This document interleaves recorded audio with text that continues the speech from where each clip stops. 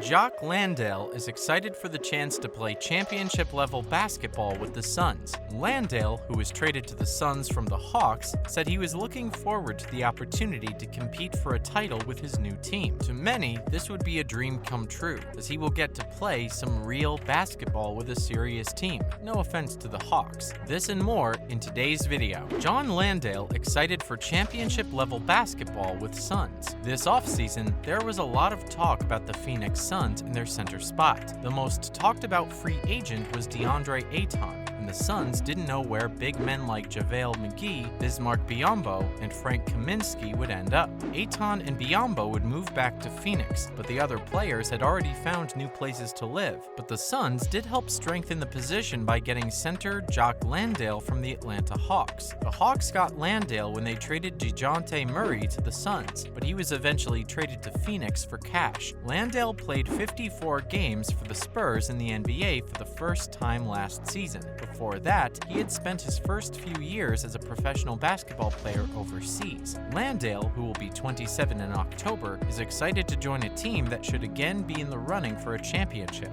He said that his style of play is like Kevin Love's. Last month, he told NBL Radio they're building towards something special, and I'm really excited to be a part of that. I really wanted to play championship-level basketball again, and I wanted to play to win. The Suns have had a lot of success when everyone works together. Still, many people will say that the Phoenix success is due to Devin Booker, who has climbed to the top of the NBA food chain and doesn't plan to go back. When you first see this guy from far away, you might be surprised by how competitive he is. He's a very good player. In the NBA, you see it on a different scale. He's exactly what the organization says he is. You want to be around other winners. It starts with Chris Paul and Devin Booker at the top, said Landale. What's great about the Suns is that these guys play basketball at such a winning level all over the court. Not just 3 guys, but quite a few. Landale's average of 10.9 minutes per night didn't show us much. In that time, 4.9 points and 2.7 rebounds are also not bad. Maybe he will be called on to action early as Adelaide 36ers take on Suns Thunder in preseason fixtures. The Adelaide 36ers will play 2 preseason games in the US in early October. This was one of the worst kept secrets of the NBL offseason, but it's now official. On October 2nd, the 36ers will play the Phoenix Suns. On October 6th, they'll play the Oklahoma City Thunder in Oklahoma City. After a 2-year break because of the pandemic, the 2-game set will be the 4th time in the last 6 seasons that an NBL team plays against an NBA team. Both the Suns and the Thunder have strong ties to Australia and the NBL. Josh Giddey and Ousmane Dieng are with the Thunder, while Jock Landale and Torrey Craig are with the Suns. We always want to play the best, and in basketball, that means the NBA. This is a great chance for the club both on and off the court, and it will help our group get more exposure. Grant Kelly, the owner and chairman of the 36ers, was quoted in a league release as saying this. It will be the 3rd time the team has played preseason games against an NBA team. In 2018 and 2019, they went to Salt Lake City to play the Utah Jazz. Even though the games are another chance to show off the league, they will be hard to fit into the schedule.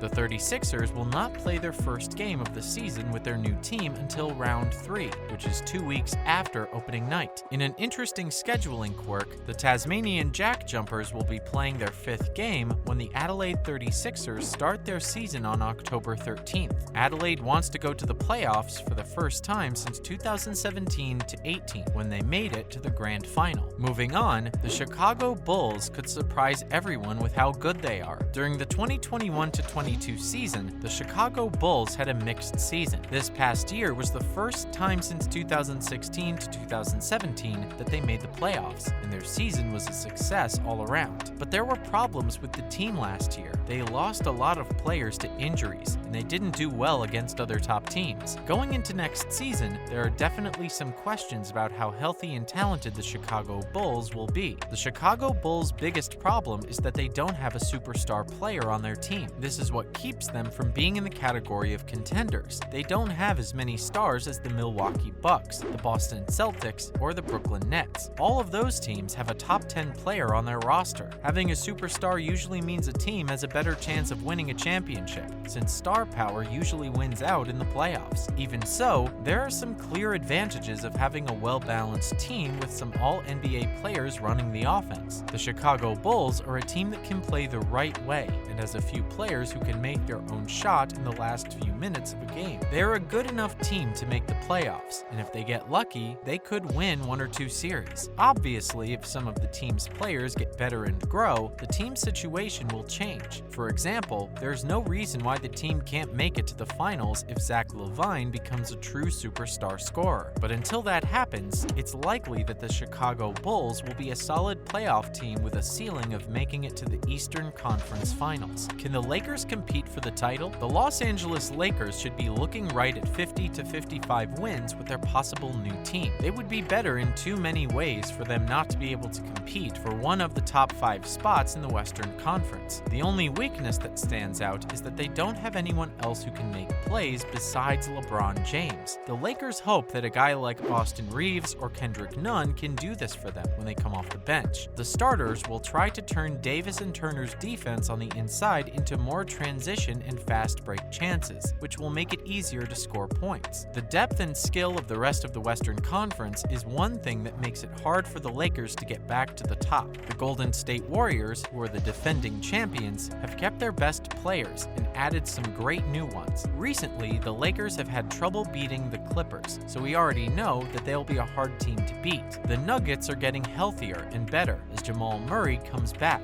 and they add some good players in free agency. The Mavericks, the Timberwolves, and the Pelicans will also be very good this year. Overall, if the Lakers can make a deal to get rid of Westbrook and add Hield and Turner, they should at least be thought of as one of the top teams in their conference. We should already know that LeBron James is tired of letting down the Lakers fans after he wins a championship for them in 2020. If the Lakers can make this move work and come together as one team, they could win their 18th Larry O'Brien trophy at the end of the 2022-23 season. Finally, former NBA player Terrence Williams pleads guilty in fraud case. Authorities say that former NBA player Terrence Williams pleaded guilty to plotting to commit healthcare fraud and identity theft as part of a multi-million-dollar scam against the health plan of the basketball league.